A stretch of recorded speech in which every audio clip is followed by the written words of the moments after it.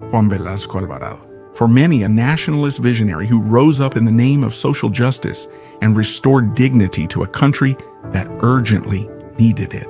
For others, an improvised dictator who broke democracy and dragged Peru into a whirlwind of crisis, decay, and disorder. More than 50 years have gone by, and the question still lingers in the air like a shadow crossing generations. Was he a good or a bad president?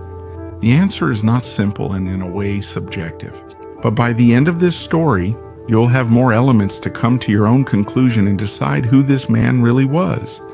The one who deeply marked the history of Peru. Let's start from the beginning. His full name was Juan Francisco Velasco Alvarado, and he was born on June 16, 1910, in the district of Castilla, province of Piura, in northern Peru. Son of Manuel Velasco, a humble medical assistant, and Clara Luz Alvarado, a hard-working woman who sold chicha on the streets to help support a home full of children, 11 in total. Juan was the oldest, and from an early age, he felt he had to stop being just another burden for his family.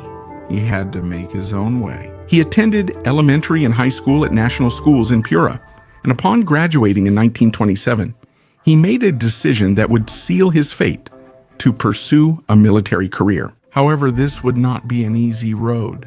To apply, he had to travel to Lima, but his family lacked the resources to pay for his trip.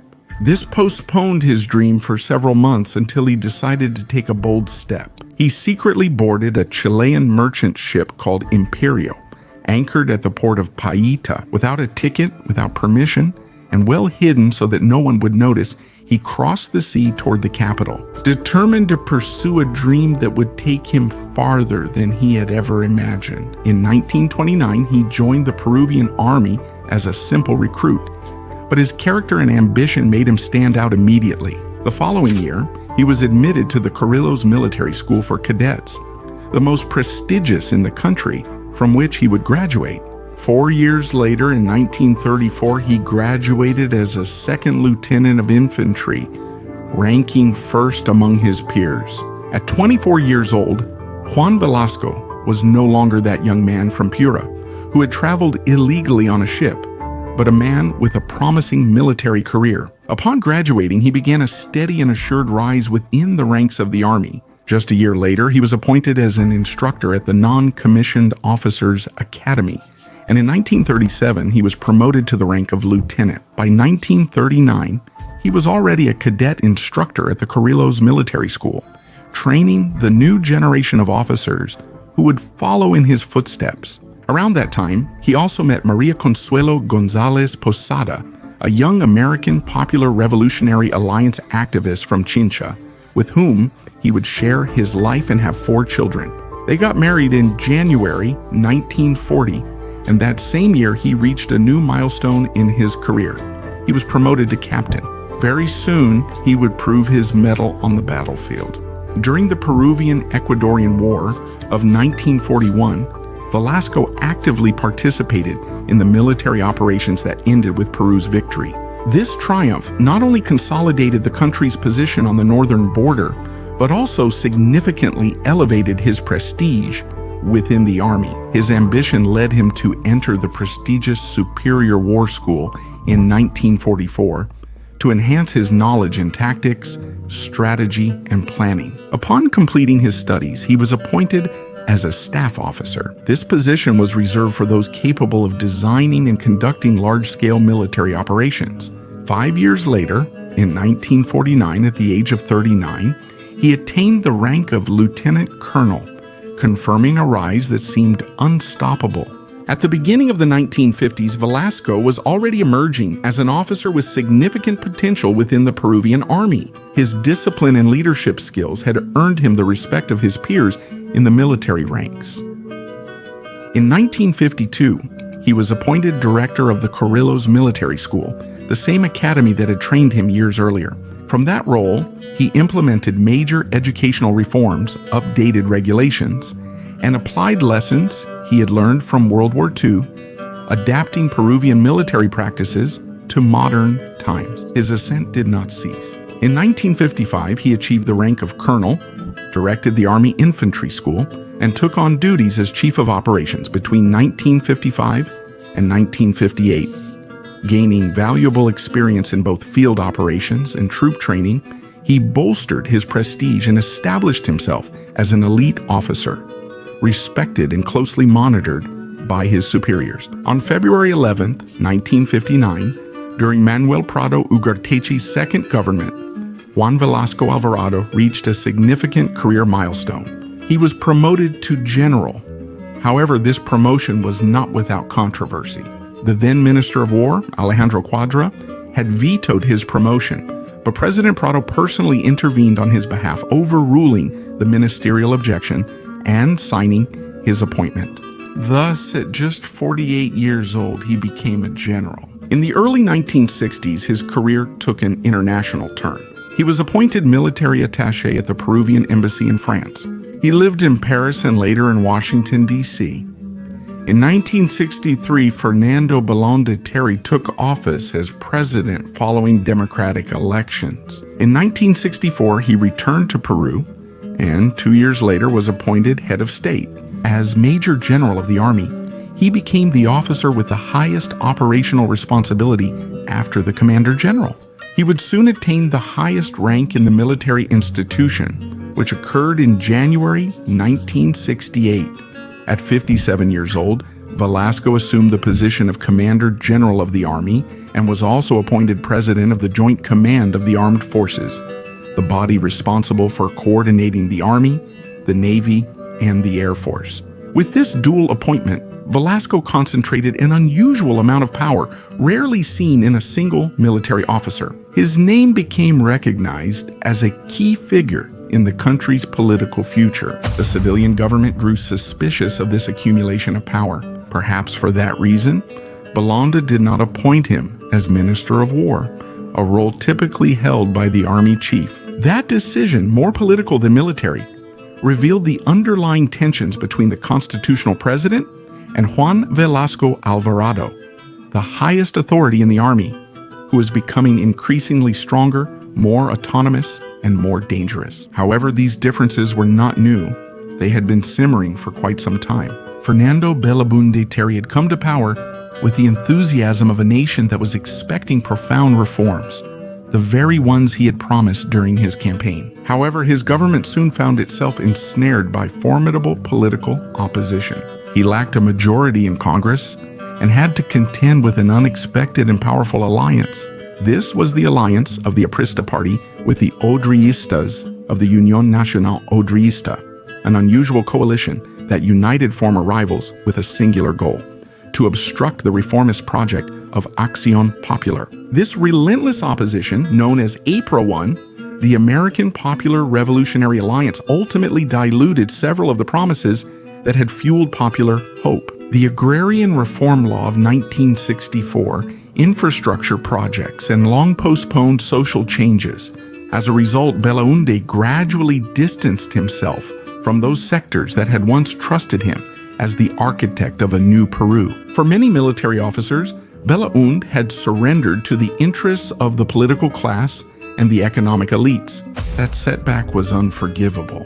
That is why, in the offices of the Army Intelligence Service, a group of young officers, led by General Juan Velasco Alvarado, had begun to analyze and plan how to overthrow a government they considered cowardly, incapable of facing structural problems, and too complacent with the foreign penetration that was rapidly heading towards national territory. In economic terms, the situation was not going well either. In September 1967, the government was forced to carry out a drastic devaluation of the currency, an urgent step to fix the long-standing fiscal and monetary imbalance. But that decision, intended to stabilize the economy, ended up becoming a very hard blow to the wallets of Peruvians. Purchasing power plummeted, and, as if that weren't enough, the high inflation of that same year ended up fueling the crisis even more. Frustration became palpable in the streets. Social unrest was growing and becoming evident. However, in the countryside, the wound was even deeper. Millions of peasants remained trapped in the landowner system of the estates, subjected to exploitative conditions from another era, and they were already tired. The murmur of their anger was beginning to turn into shouts that everyone could hear. The first guerrilla outbreaks were beginning to appear in different regions, and the government was doing nothing about it. By 1968, the political climate was tense and divided. Belaúnde's government had only 1 year left in power, and elections were scheduled for 1969. Seemed to predict the victory of an old enemy of the military, Victor Raúl Haya de la Torre, the historic leader of American Popular Revolutionary Alliance. That possibility set off alarms in conservative sectors, but especially among the military leadership, who were still deeply marked by anti-American Popular Revolutionary Alliance sentiment. For Velasco, time was running out, and he knew that the coup had to be carried out before that scenario became a reality. That was when the perfect opportunity appeared, the Page 11 scandal. In August 1968, Belaúnde had signed the Talara Act with the American company International Petroleum Company, an agreement that guaranteed the foreign company control over oil distribution under highly advantageous conditions. But when the government presented the contract to Congress, it arrived incomplete. Page 11 was missing, which contained the most sensitive clauses, such as the setting of the oil price. The reaction was immediate. The country erupted in outrage. The press denounced corruption, surrender, and the giving up of national resources. Within days, the Page 11 scandal became a symbol of the discredit of Belaúnde's government. And for many, it was the irrefutable proof that the state was subordinated to foreign interests. Velasco and his officers then knew that the moment had arrived. They had the perfect excuse to justify the imminence of the coup d'etat, and they did not waste it. In the early morning of October 3rd, 1968, the tanks of the Army's Armored Division surrounded the government palace. Meanwhile, assault commandos stormed the presidential residence. Fernando Belaúnde was already awake, alerted by the strange movements. He desperately tried to contact his ministers, but it was too late. They were all already under military control. Knowing that all was lost, he was arrested without resistance and taken by plane to the Talara Air Base. From there, he would be sent into exile in Buenos Aires. In a matter of hours, political power passed into the hands of the armed forces. That same day, Juan Velasco Alvarado was sworn in as Peru's de facto president, and then immediately swore in his constitutional cabinet. Then he went out to announce that a revolutionary government of the armed forces would be established in the country, which would be governed by its own statute, that is, its own rules. The current constitution would only be respected as long as it did not interfere with the objectives of the so-called revolution. We are sure that we will sweat to save the country. None of us are driven by ambition, he declared. In a national broadcast, long years of military dictatorship had just begun. There was no military or organized resistance to the coup. The high-ranking officers still loyal to Belaúnde were quickly neutralized, while the Sapristas, his fiercest opponents, lacked the strength and capacity for an active response. The national press was taken over. The editorial offices were ordered to publish only information approved by the military directive, silencing all critical voices. Some television outlets were also taken over by the military, interrupting their broadcasts until it was ensured that they would comply with the new regime's orders. On October 4th, all Peruvian newspapers appeared with very similar front pages. The armed forces take power to save the country. The headlines called for calm and national unity around the new situation. Velasco didn't waste any time.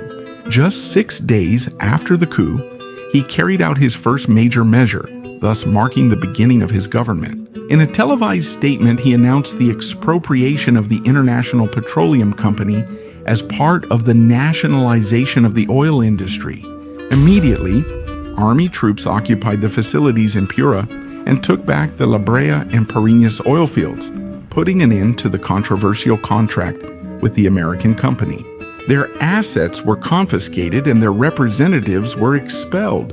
That October 9th was officially established as National Dignity Day, a date that was celebrated by large sectors of the population. The government also announced that it would not pay any compensation to the International Petroleum Company, claiming it as an act of absolute sovereignty. However, years later, in 1974, the regime itself would be forced to negotiate with the United States and would end up paying out $76 million in compensations to restore diplomatic relations. But this would happen later. Meanwhile, Velasco was successfully executing his plans. To manage the oil resources, he would create the state-owned company Peru. This would only be the beginning. Next on his agenda would be to nationalize the financial system. On December 31, 1968, just 3 months after the coup, a decree was issued requiring that at least 75% of bank shares be owned by Peruvians. The nationalization of the banks had begun. Now it was time for political reorganization. Velasco assumed full executive and legislative powers, and with that absolute authority, he began the purge of state institutions. The Supreme Court was dismantled, all its justices were dismissed and replaced by others appointed directly by the regime. Additionally, a National Council of Justice was established, tasked with appointing judges and officials who aligned with the interests of the revolution. The traditional political class was swiftly removed from power without hesitation. The parties were excluded from all decision-making, branded as obstructionist and oligarchic, and deemed unworthy of representing the people. Velasco appointed a ministerial cabinet made up exclusively of military officers, thus concentrating all power in the military leadership. Thus, 1969 arrived, the year of the Great Leap, the moment to fulfill that long-postponed promise that previous governments had overlooked. Was it the central plan, the policy with the most significant social impact that would forever associate Juan Velasco Alvarado's name with countless historical debates? The Agrarian Reform. Thousands of estates would be expropriated, millions of hectares would change owners, and hundreds of thousands of peasants would be vindicated. However, to understand the Agrarian Reform, what it meant and why it occurred, there are crucial points to keep in mind. Since the inception of the Republic, land in Peru has been concentrated in the hands of a select few. Immense haciendas expanded like silent fortresses, governed by their own system and archaic order, with clear features of European feudalism from centuries ago. In that system, the peasants were treated like servants. They were not free, and they were tied to their master's land, and their lives revolved around agricultural cycles dictated by his will.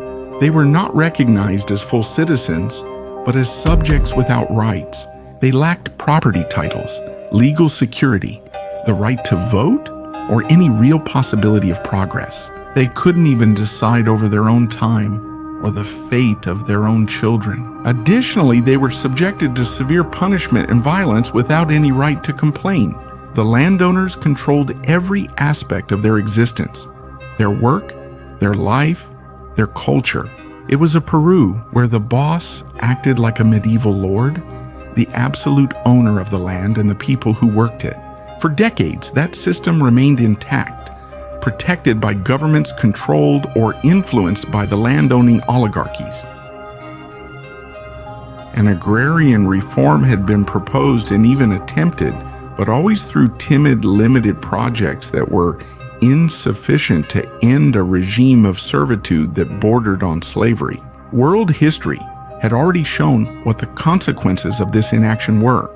In countries like Mexico, Bolivia, Cuba, Guatemala, China, Russia, or Egypt, the peasants had ended up rising in bloody revolutions to overthrow outdated and deeply unjust agrarian structures. Peru was no exception. Peasant rage was rising in the valleys and mountains. Soon the first revolutionary movements began to emerge. The communist guerrillas were asserting their presence in various regions of the country, and both the government and the military were fully aware of this reality. Velasco claimed that his plan was to prevent that outcome, to stop the revolution from being born out of chaos. So he decided to take power in order to carry out without delay everything that no previous government had been able to accomplish. Then came June 24, 1969, a symbolic date that had previously been commemorated as the Day of the Indian. That name was later changed to a more dignified and assertive one, the Day of the Peasant. In a historic speech, Velasco made a solemn announcement to the nation. Today, the revolutionary government has given the country the most vital instrument of its transformation, the Agrarian Reform Law. And with a firm voice, he proclaimed a phrase that would be forever engraved in the collective memory, inspired by the rebellious cry of Tupac Amaru II. Fellow peasant, the boss will no longer feed off your poverty. The liberation from the landowner's yoke had begun, and with it, one of the deepest and most controversial transformations in the history of Peru. Decree Law number 17,716 sought to abolish the latifundio, that is, to put an end to the system of agricultural exploitation on large estates. But the main idea was not to break up those lands into individual plots, but rather to replace the old estates with new forms of collective organization, where the peasants would work the land together as an organized social class. For the first time in the history of Peru, these men and women would be officially recognized as full members of society, as free citizens. All forms of servitude had been absolutely prohibited. On June 26, just 2 days after the law was enacted, armed military units entered the estates, took possession of them, and expelled their former owners. The revolution was immediate, drastic, and irreversible. Over the next few years, over 9 million hectares, about 15,800 estates, were expropriated, benefiting around 370,000 peasant families.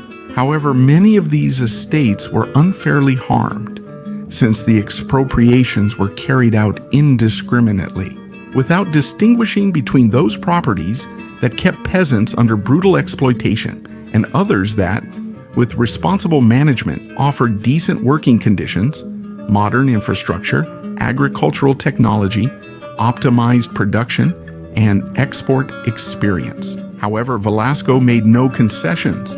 He aimed for a comprehensive total reform without exceptions. Unfortunately, his poor planning led to the sacrifice of productive and efficient agricultural units in the name of the revolution. Velasco's agrarian reform is considered one of the most radical in the world. Due to its size and how quickly it was done, and because of the way it drastically transformed the agrarian order in Peru, Velasco's vision extended beyond the countryside. He claimed that by redistributing land and giving peasants a fair income, a strong domestic market would be created, capable of supporting the process of national industrialization. Those who had previously lived on the margins would now have purchasing power, and with that, the industrial consumer base would expand and the market would grow. However, that almost idyllic scenario that Velasco dreamed of was far from becoming a reality. The second part of his plan did not turn out as well as the first. Yes, the agrarian reform had an emancipatory and abolitionist background.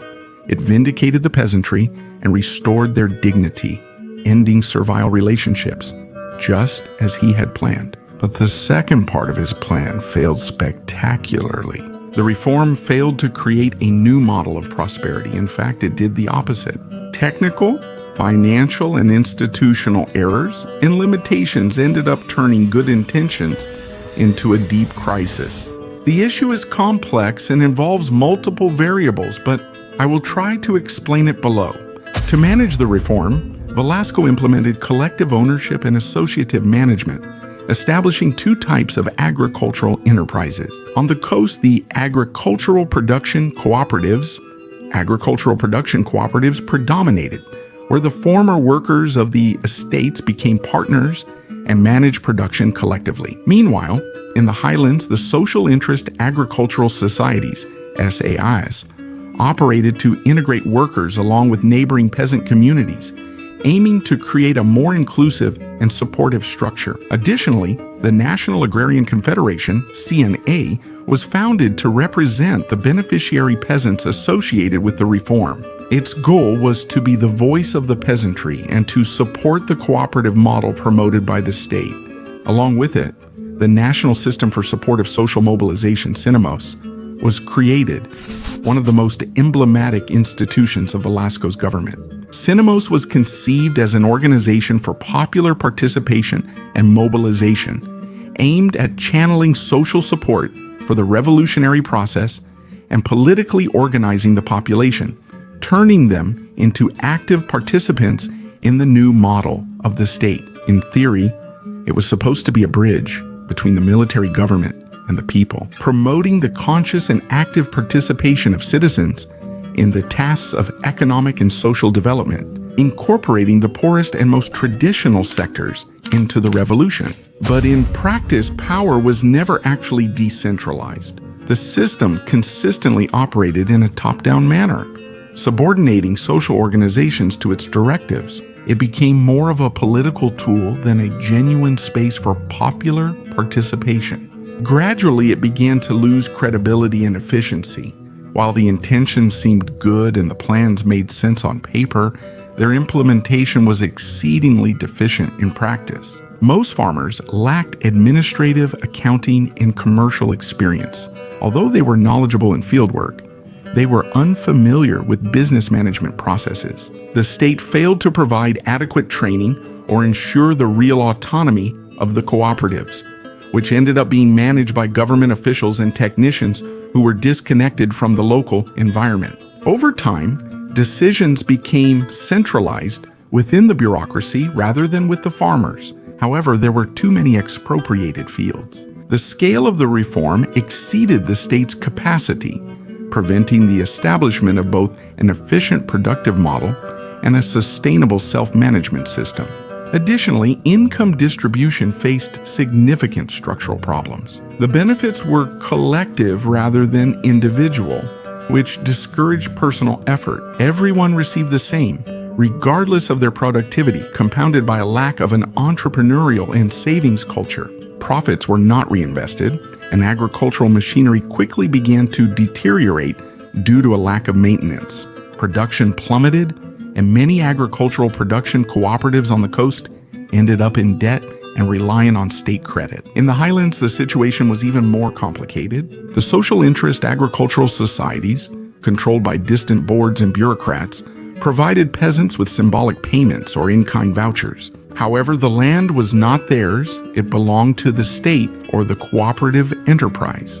This caused frustration and discontent among the indigenous communities, who felt they had no real control over their destiny or the land they worked. Over time, the cooperatives evolved into inefficient structures, plagued by internal conflicts, poor planning, and a troubling lack of incentives to boost production. By the late 1970s, most of these cooperatives were either bankrupt or in debt.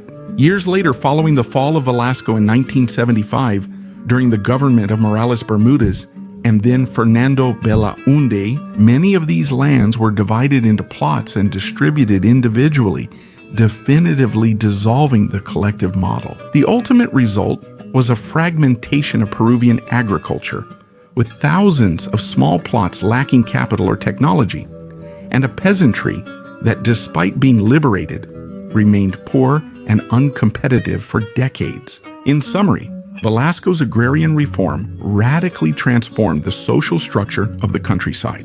It abolished the old abusive landowner regime and rescued thousands of families who had lived for centuries under forms of servitude and mistreatment. This was a measure long demanded by generations, which Velasco addressed with determination and urgency. However, he did not anticipate that the scale of the process would significantly exceed the state's technical and institutional capacity. Many cooperatives lacked capital, assistance, and training. This, among many other factors, severely impacted the country's agricultural industry.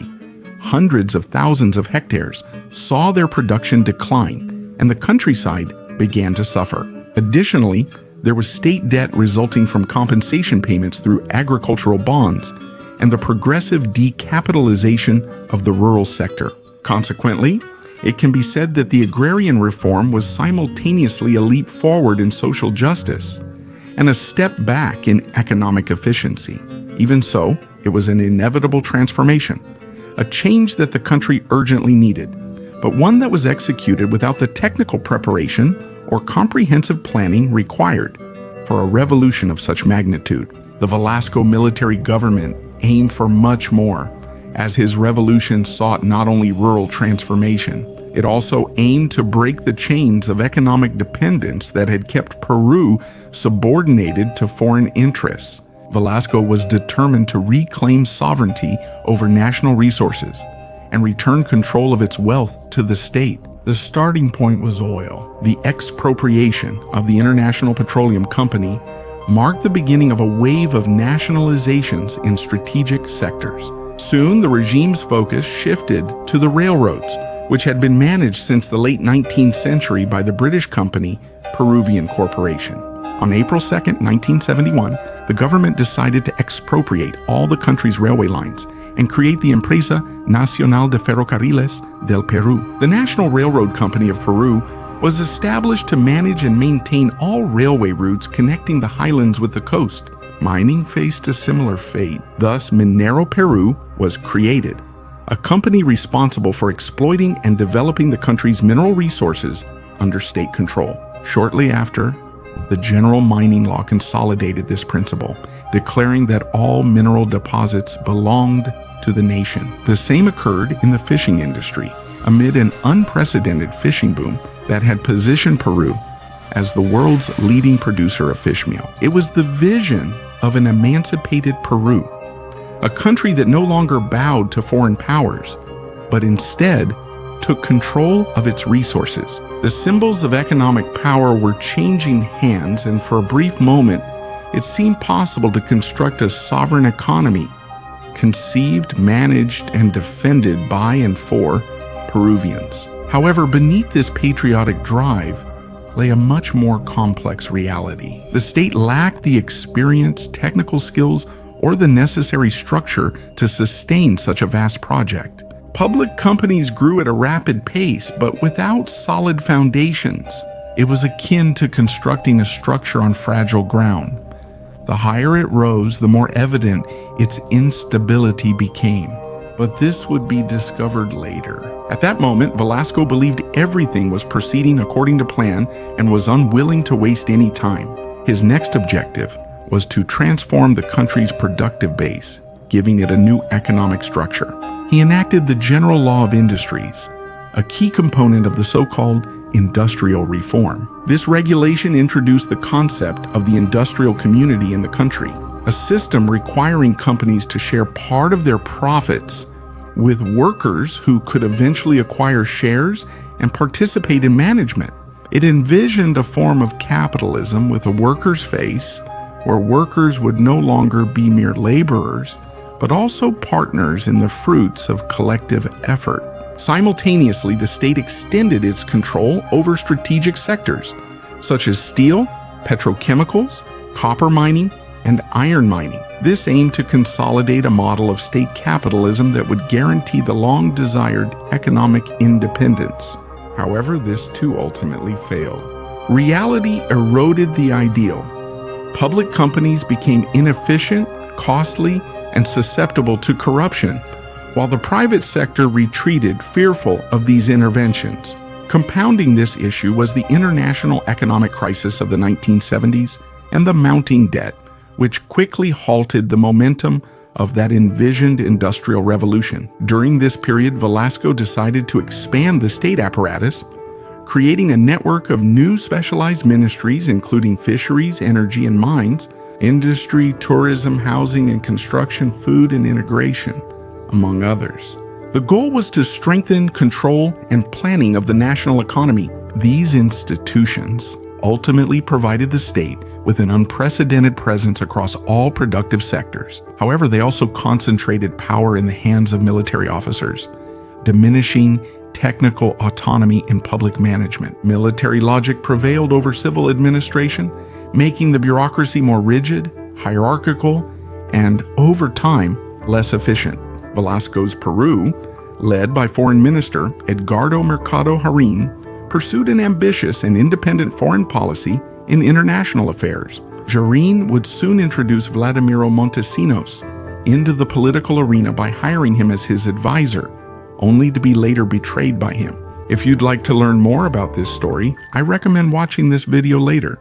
And if you're enjoying this one, I invite you to subscribe to the channel and leave a like. With this new stance, the country sought to distance itself from subordination to Washington and to enhance its sovereign image globally. It raised its voice in international forums with an open, decidedly anti-imperialist discourse. Having already confronted the United States by expropriating the oil company, it would now defend its 200-mile maritime sovereignty with the same determination against American pressure. Simultaneously, it strengthened ties with the socialist bloc, re-establishing relations with the Soviet Union and Eastern Europe.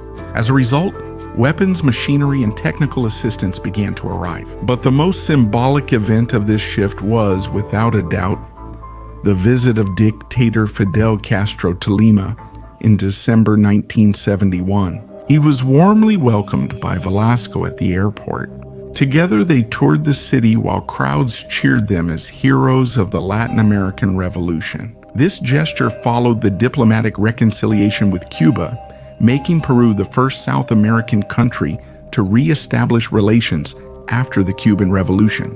Juan Velasco Alvarado admired Fidel Castro as both an ideological mirror and an inspiration.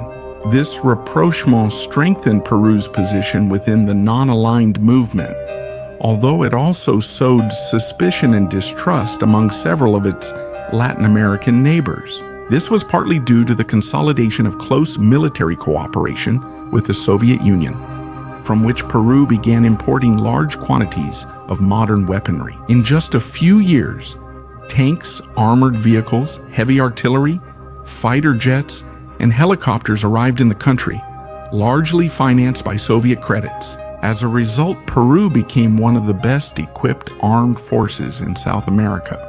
This raised suspicion in neighboring countries, especially in Chile, where the memory of the War of the Pacific still lingered. Rumors quickly spread. It was said that Velasco was planning a historic revenge, a war aimed at recovering territories lost more than 80 years ago. Over time, it became clear that this was not just a myth, but a real project, complete with operational plans, logistical movements, and concrete preparations. This episode, filled with mystery, tension, and controversy, reveals one of the most enigmatic chapters of the military regime. To stay on track, I have developed this story in a separate installment, exclusive to the premium members of this channel. Velasco and Pinochet, The War That Wasn't Fought, is now available along with 5 other unpublished stories you won't want to miss. If you enjoy the content of this channel and would like to support its growth while enjoying the benefits, I invite you to join. But if your finances don't allow it, don't worry. Follow the page on Instagram, send me a message explaining your situation, and I'll send you a link so you can watch this video. In 1972, Velasco imposed the educational reform, another pillar of his social revolution. Convinced that change had to be fostered from the classrooms, he enacted the General Education Law under the direction of General Alfredo Carpio Becerra. The initiative aimed to renew and democratize education by unifying the system, incorporating the Quechua language, and establishing communal educational centers. The new curricula prioritized science, technology, and the strengthening of national identity, highlighting Peruvian history and emblematic figures such as Tupac Amaru II. This approach was even recognized by the United Nations Educational, Scientific, and Cultural Organization during its initial stage due to its innovative and inclusive nature. In an effort to promote an egalitarian policy, a single school uniform was established for all students, symbolizing social equity. This is a fact well remembered by those who are now over 60 years old. In addition to promoting national identity, the reform included significant expansion of school infrastructure. New educational centers were built and opened, bringing education closer to rural areas that the state had not previously reached. However, budget limitations prevented many of these projects from being completed. In several cases, schools were inaugurated without proper finishes, basic services, or sufficient materials. Despite the efforts, many hard-to-reach areas still faced a lack of education. That same year, the Single Union of Education Workers of Peru was founded, whose protests for better wages were met with harsh repression. This exposed the gap between the regime's ideals and the difficult social reality it faced. Meanwhile, Velasco's government continued to expand its ambitious nationalization program. A year earlier, in 1971, he enacted the General Mining Law, which established that all mineral deposits in the country were the property of the Peruvian state. Building on this principle, in 1973, the regime expropriated the powerful Cerro de Pasco Corporation, an American company that controlled much of the mining in central Peru. Based on its structure, he created the state-owned company Centromin Peru. Shortly thereafter, the Marcona Mining Company, focused on iron extraction, faced the same fate and was renamed Hierro Peru. With these measures, the state consolidated control over the main mining resources of the national territory. However, early enthusiasm quickly met reality.